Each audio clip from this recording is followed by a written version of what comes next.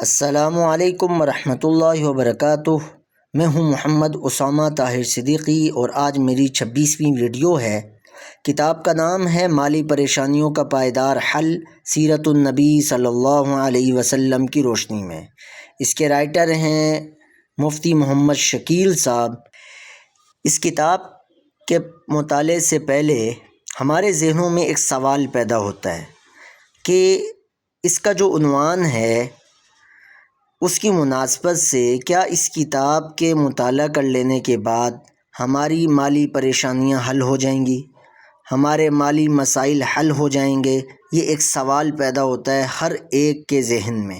تو میں اس کا جواب یہ دیتا ہوں کہ جی بالکل، اس کتاب کے مطالعے سے آپ کے مالی مسائل حل ہو جائیں گے، مگر مطالعے کا طریقہ یہ ہوگا کہ آپ جب اس کتاب کا ایک باب پڑھیں، باب نمبر 2، غربت کے 21 ظاہری اسباب، تو اس باب کے مطالعہ کر لینے کے بعد آپ اپنی روزمرہ کی زندگی پر نظر دوڑائیں اور ان 21 ظاہری اسباب میں سے جو سبب آپ کی زندگی میں پایا جا رہا ہے اس سبب کو ختم کر لینے سے واقعی آپ کی مالی پریشانیاں حل ہو جائیں گی۔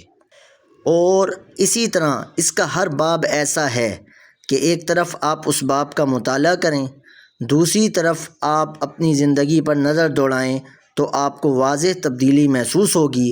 جیسے باب نمبر 3 ہے غربت کے 10 باطنی اسباب۔ اب ان اسباب کو دیکھیے، دوسری طرف اپنی زندگی پر روشنی ڈالیں تو آپ کے مسائل حل ہوتے چلے جائیں گے۔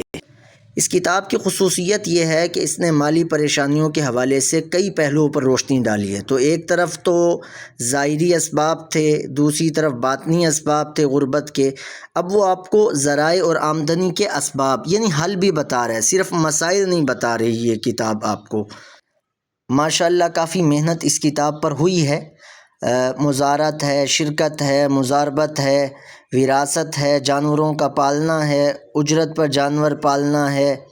عملی سمتوں میں 5 عملی سمتوں کا ضرور مطالعہ کریں، بہت مفید رہے گا۔ اور اسی طریقے سے جب آپ مال میں برکت کے 27 معنوی اسباب کا مطالعہ کریں گے تو اپنی زندگی میں تلاش کریں گے، اگر وہ سبب نہیں پایا جاتا تو آپ کوشش کریں گے کہ یہ آپ کے اندر بھی پایا جائے، تو یہ کتاب ایک انقلاب برپا کر دے گی آپ کی زندگی۔ آپ تنگی کا شکار ہیں تو تنگ دستی سے نکلنے کے 10 راستے پر مضبوطی سے عمل کریں۔ اس کتاب کے آخر میں آپ کے لیے وظائف بھی ہیں جن کے پڑھتے رہنے سے اللہ عافیت والا معاملہ فرمائیں گے۔